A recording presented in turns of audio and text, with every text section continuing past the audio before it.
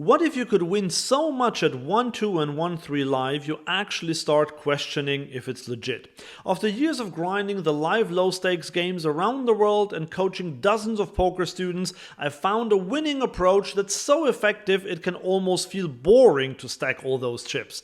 So in this video I'm going to show you the 4 key strategies I use in every session to have a win rate like this. They're quick, repeatable moves anyone can start using right now.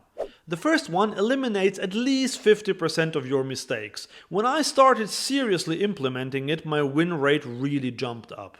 Let me show you how I helped one of my students fix this. He showed me a hand in which he had called an early position raise with 9-8 suited in the cutoff and wondered if he should have raised the flop with a flush draw. In the next one, he squeezed ace-deuce suited in the small blind after someone in middle position raised and the button called. Then he wasn't sure about c-betting a bad flop out of position against 2 players. I told him what I would have done in those situations, but you see, his mistake were his pre-flop actions. I would never have been in that spot because 9-8 suited against an early position raise and ace-deuce suited after a raise and a call would have been clear folds pre-flop for me. And that's exactly the point. If you're sloppy pre-flop, you end up in these tricky marginal spots post-flop where no answer feels good.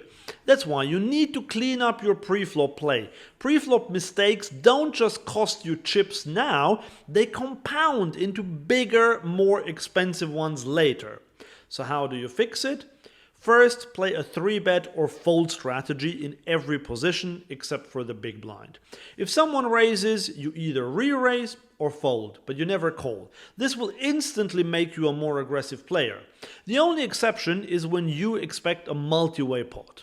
Then you can call with hands that perform well, like small pairs and suited aces. One of my students has religiously applied this principle in his game and often ends up with this kind of a stack. Second, study your opening ranges by position. You don't need to memorize everything, just review charts like those on GTO Wizard for example to get a feel. And if you're ever in doubt if a hand is good enough to open, here's a great rule. If you're in early or middle position, fold those marginal hands. If you're in late position and nobody has opened before you, then raise that hand. But even good players who have cleaned up their pre-flop still leave piles of money on the table. To avoid that, let me show you the second principle.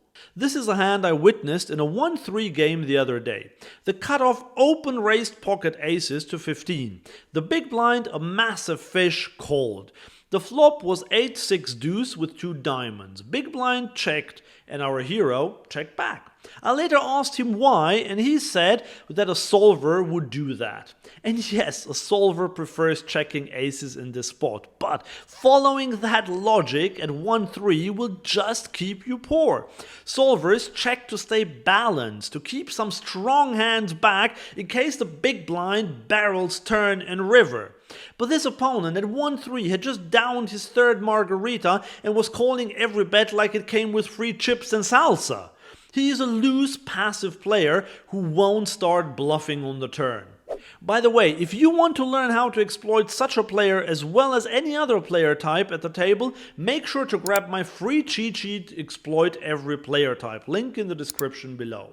But Andreas, are you saying that I should always bet a strong hand? Won't my opponents exploit me when I don't have strong hands in my checking range? Well, if you're playing high stakes against pros, then yes, check back strong hands to stay balanced. But staying balanced against your typical opponent at 1-2 or 1-3 is like wearing a tuxedo to a barbecue. It might be impressive but completely unnecessary. So here's my rule for the low stakes. Never play your own range. Always play your exact hand against your opponent's range.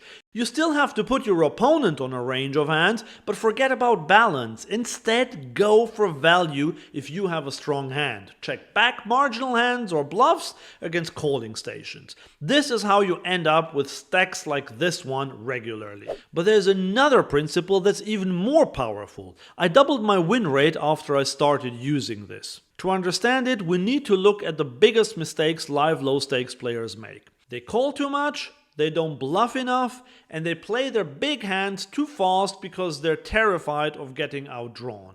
The play I'm talking about takes advantage of all these things. Here's a hand I played at 1-3 with a straddle to 6. We have pocket 10s in the cutoff. We raise to 15 and only the straddle, a loose passive recreational player, calls. Flop comes queen 9-6 with 2 clubs. We bet a bit more than half pot and get called. The turn is an offsuit 3. When villain checks, I think we have a clear check back. The river is another complete brick, and our passive opponent checks again.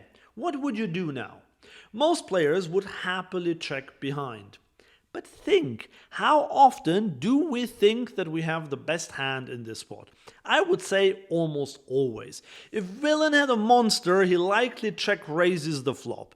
Sure, he can have a queen, but once draws miss, most players bet their top pair fearing we'll check back, because most players' actions are driven by greed when they have a good hand. And if he has a 9 or pocket 7s or 8s, he'll often convince himself to call, especially with a flush missing. So we should definitely bet. And this is the mysterious play: thin value betting on the river. But Andreas, what if we get check raised? We'll deal with it if it happens. We just established that it's unlikely that villain has a strong hand. And passive recreational players rarely bluff check raise rivers for what they see as big money. So we bet just under half pot and villain quickly calls with a 9. It's precisely this last bet that makes or breaks your win rate at live low stakes. But there is one big mistake you have to avoid when going for value. Otherwise you end up burning money like crazy, like in this example. Hero raises pocket aces over a limper, big blind calls, limper calls. The flop is queen 6 deuce rainbow, so you feel pretty safe c-betting this one. Remember, no checking back to balance your range. The big blind folds and the limper calls. Now the turn is the 7 of hearts, bringing in a flush draw. We still think we probably have the best hand, so we overbet this turn. And now the limper check raises. We definitely didn't see this one coming.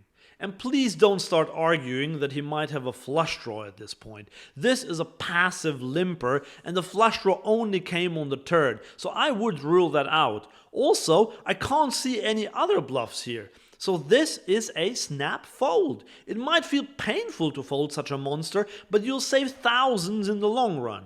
Except our hero wanted to torch his money and shoved and got snapped off by pocket 6s. So remember this crucial exploit. Whenever your opponent is unlikely to have many bluffs, you need to overfold, especially if villain is a passive player. Yes, once in a while you will get accidentally bluffed if he thinks that his ace-queen is the nuts on this board, but it's better to be wrong 10% of the time than 90% of the time. And this, by the way, applies even to pre-flop. If you 3-bet pocket jacks and you get 4-bet by a typical 1-2 or 1-3 player, don't get cute and call or even 5-bet. As we said earlier, your opponents don't bluff enough. So do your win rate a favor and fold more. But there is one situation where folding even a mediocre hand is a big mistake that can cost you thousands if you play a lot at 1-2 or 1-3. To find out what it is, watch this video next to learn how to avoid that painful mistake.